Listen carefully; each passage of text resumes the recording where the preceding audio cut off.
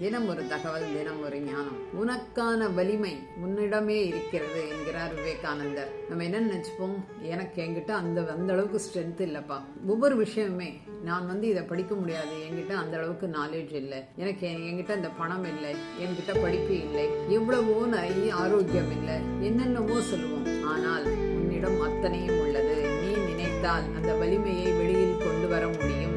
என்னால் இதை செய்ய முடியும் அப்படின்ற ஒரு மனதில் ஒரு திடம் தேவை. அதுக்கு என்ன முக்கியம்னா தியான பயிற்சி தொடர்ந்து செய்யும் பொழுது எதையும் எளிமையாக வெல்லலாம். கண்டிப்பாக எல்லாமே முடியும். எந்த ஒரு திறமையும் நம்மகிட்ட இருக்கு, அதை வெளிக்கொண்டுவதற்கு நாம் தயங்குகிறோம். இந்த வலிமை அப்படின்றது உடல் மட்டுமா அப்படின்னு சொன்னா உடலும் முக்கியம், மனமும் முக்கியம், புத்தியும் முக்கியம். எல்லா வலிமையும் இருக்க வேண்டும். மனம் வலிமையாக இருக்க வேண்டும். என்னால் இதை செய்ய முடியும், இந்த வேலையை நான் செய்ய வேண்டும்.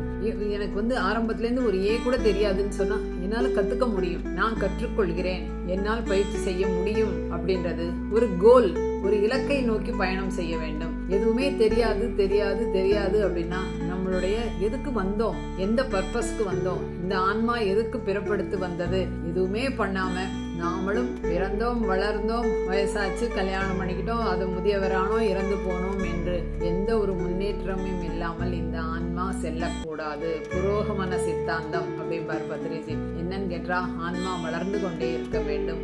ஆன்ம வளர்ச்சி என்பது கண்டிப்பாக தேவை. ஆன்ம வளர்ச்சி இருக்கும் பொழுது உடல் வலிமையாக இருக்கும். சிறிய சிறிய உபாதைகள் வந்தாலும் தியானம் செஞ்சு சரி பண்ணிக்கலாம் அப்படின்ற ஒரு பக்குவம் வரும். மன கஷ்டங்கள் வருதா, வரட்டும், இதுக்கு என்ன காரணம், இதை நான் 10 பேர்கிட்ட போய் சொல்லக்கூடாது, சொல்லாம உட்கார்ந்து கண்ணை மூடி தியானம் செய்யும் பொழுது நமக்கான விடை கண்டிப்பாக கிடைக்கும். அப்ப சரி, ஏதோ தப்பு நடந்து போச்சு, சரி செய்து கொள்ளலாம் அப்படின்னு தாங்கக்கூடிய சக்தி, வலிமை நம்ம கிட்ட வரும். எப்பொழுதுமே வெற்றியாளனாக திகழலாம். இன்னைக்கு இந்த சப்ஜெக்ட்ல மார்க் கம்மியா போச்சா, போட்டோம், அடுத்த வாட்டி நான் இதை என்ன கத்துக்கணும் அப்படின்னு சொல்லிட்டு கற்றுக்கொள்ள வேண்டும் கற்றுக்கொள்ள வேண்டும் கற்றுக்கொள்ள வேண்டும் அப்படின்ற ஒரு ஆர்வம் இருக்க வேண்டும். அதற்கு உட்கார வேண்டும். எங்கு உட்கார வேண்டும்? எப்பொழுது பார்த்தாலும் தியானத்தில் உட்கார வேண்டும். பத்ரிஜி சொல்வார், உட்காரு உட்காரு உட்காரும்பாரு. எங்க உட்காரணும்? தியானத்துல உட்காரு. உன்னுடைய எண்ணமற்ற நிலைக்கு போ. பிரபஞ்ச சக்தி நிறைய இருக்கு. உனக்குள்ள நீ பயணம் செய். உன்னை நீ தெரிந்து கொள். நீ யாரு, எதுக்கு வந்திருக்க அப்படின்ற ஒரு புரிதலை கொண்டு வா. அப்பொழுது இதெல்லாம் செய்யும் பொழுது வலிமை என்று நமக்குள்ளே இருக்கு. அந்த வலிமையை வெளியில் கொண்டு வரும்போது வெற்றியாளனாக, சாதனையாளனாக, அதற்கு ஒரு வயது ஒரு தடை அல்ல. இதை நல்லா புரிஞ்சுக்கணும். எனக்கு வயசாச்சு, எனக்கு வராது, எனக்கு ஒன்றும் தெரியாது அப்படின்ற ஒரு அறியாமையிலிருந்து வெளியில் வர வேண்டும். எந்த நாளிலும் எதையும் கற்றுக்கொள்ளலாம். ஆர்வம் இருக்க வேண்டும், முயற்சி இருக்க வேண்டும்.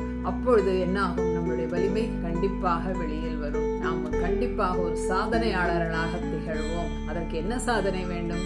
தியான சாதனை வேண்டும். தொடர்ந்து தியானம் செஞ்சு நிறைய புத்தகங்கள் வாசித்து நிறைய சத்சங்க நம்ம கலந்து கொண்டு நிறைய விஷயங்கள் தெரிந்து கொண்டோமானால் வாழ்க்கை வெற்றி தான் நிச்சயம். வாழ்க்கையில் வெற்றி மட்டும் தான் இருக்கும், சந்தோஷம் மட்டும் தான் இருக்கும், ஆரோக்கியம் மட்டும் தான் இருக்கும், பேரானந்த நிலையில் இருப்போம். அதற்காக தொடர்ந்து தியானம் செய்வோம். நன்றி.